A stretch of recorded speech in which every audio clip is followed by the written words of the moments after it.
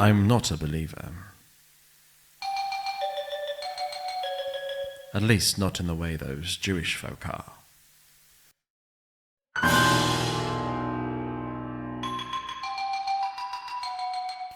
I believe in something else.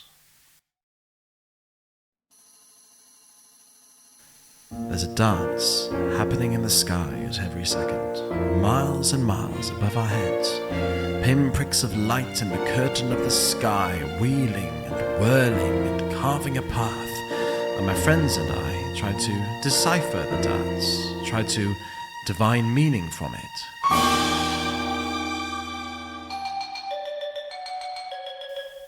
It sounds odd, I know.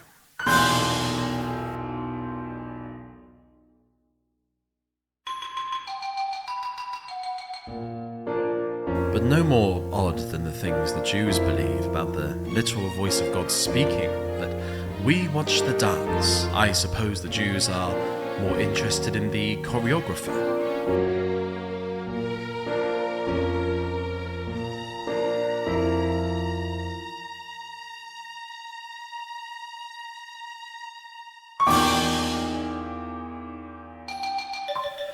It is primarily a science, but there is a certain magic to it. I suppose that's why people call us magi.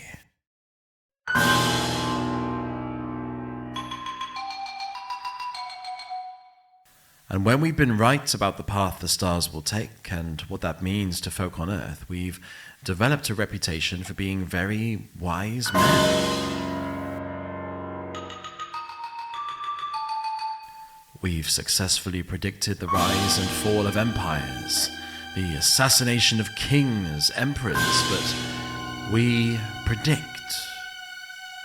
Mostly we don't take part in the things we predict. We just watch, we observe, we watch the dance in the skies play out and watch their echo in the affairs of man. So the day Balthazar came to speak to us to suggest a road trip, a very long road trip, you can appreciate it seemed a bit unusual. Balthazar had always been a bit more spiritually minded than the rest of us, which is good. You need minds like that in a group of progressive thinkers. They can see past the logical, obvious outcomes and interpretations and bring a different perspective, but today he seemed positively overwhelmed. And holding back tears, he told us he determined that a king was going to be born.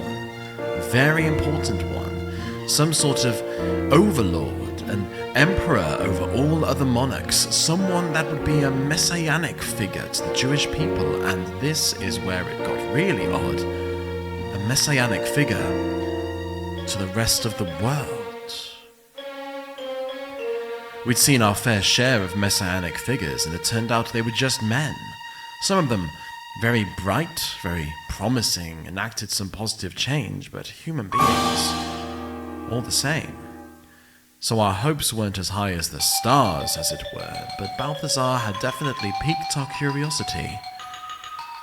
He said there was going to be an alignment, an extraordinarily bright light forming in the sky, and that this alignment was going to settle over where this new king was going to be born. And he said, I really, really fancy a closer look at this one. He felt very strongly about this. So we packed up, and sure enough, the light appeared, and we followed. He insisted that we all take gifts, some gold, some incense, and some myrrh for embalming bodies. Is this king going to die, Balthazar, we asked, but he didn't seem to know. Because it's going to take us a couple of years to get there, you know, if he's going to be dead by the time we get there, but he didn't seem to know. Then we arrived, and we looked into the face of Herod, and with that snake-like grin, he asked us to tell him where the baby had been born, and I knew we'd blundered into this maniac's kingdom and told him a rival king had been born. This poor child didn't have a hope. That explained the myrrh. But we gave him a fighting chance. We left the country a different way, a way that Herod didn't know. The idea occurred to us all at the same time on the same night, strangely. All I remember about that night is that I dreamed a lot. But I've skipped ahead. You want to know about the child? This little toddler running around his mother's legs as we knocked on his door, feeling a bit silly and out of place in our rich silks and finery in this little modest house.